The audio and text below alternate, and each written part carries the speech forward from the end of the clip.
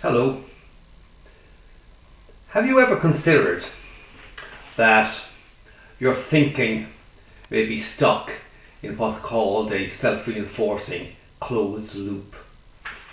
Stephen Covey talked about this see-do-get model in the 7 Habits of Highly Effective People many years ago. I just want to explain it for a moment because I want to argue a case that, based on what I've been saying for the last few videos I did, this notion of it's all about inputs, the things that we do that get us the results, the outcomes.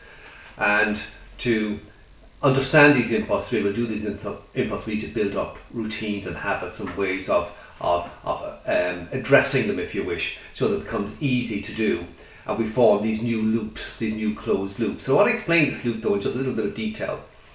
And I want to ask you a question. Would you accept that the results that you get in your life are a consequence of the things that you do? Pretty straightforward question. You would say, well, actually not entirely. There's lots of things that happen outside of my control. But in general, would you accept that the results, the outcomes that you get in your life are a consequence of the inputs, the things that you do? I think most people would say, yeah, in the main, I would accept that. But what you may find a bit more challenging is my next question. Do you believe that the inputs, the things that you do, are a consequence of the way that you see the world? Your worldview, your belief system, your values, what's important to you, the filters that you apply when you look at the world. It's a really important question, because if we want to focus on inputs, the things that we do that will get us the results, the outputs that we're looking for, we have to change the way we think. Because the way it sort of works is, we reason, we explain things a certain way to ourselves. That leads us into action. So we actually respond to this thinking, we respond to situations a certain way because we filter information, we see things a certain way, we respond a certain way, we do certain things. And then we get certain results. And typically we don't reflect on those results. And in the psychological theory of consistency, we're in this closed loop. The results tend to reinforce what we already believe. And if we want to break out of this loop, if we want to do things differently, we have to reflect. So my thought for today for you really is that reflection is a key ingredient on being successful. Because reflection allows you to notice the output, the results that you're getting, and ask yourself the question, is this the results that I'm looking for? Are these the outputs I'm looking for? Were the inputs, the things I did, correct or not?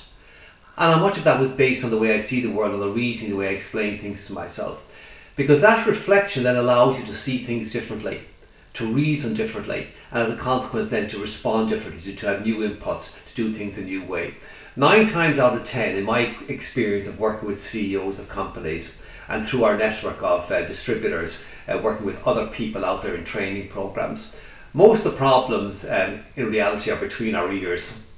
I remember my old chairman many years ago saying to me, I've seen the enemy, it is us. And if we want to change, we want to bring out these closed loops, we have to change our thinking. We have to see things differently, do things differently to get different results. So think about this notion of reflection. I'm a great believer in journaling, great believer in sitting down and writing things out, or when something particular happens, a particular effort that you're making to create something, to sit down and reflect and say, is it working, is it not working? There's a very famous model called the triangle of choice, and based on the triangle of choice, the questions that I ask you are very simple questions. What's my perception of the current situation?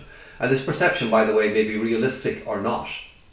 2, what do I actually want from the current situation? So now we've got 2 things. What's the gap between them?